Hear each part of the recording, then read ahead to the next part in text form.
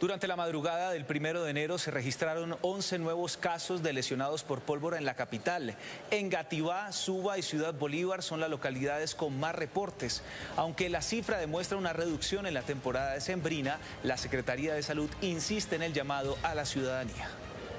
Estos 104 casos, 25 ocurrieron lamentablemente en menores de 18 años.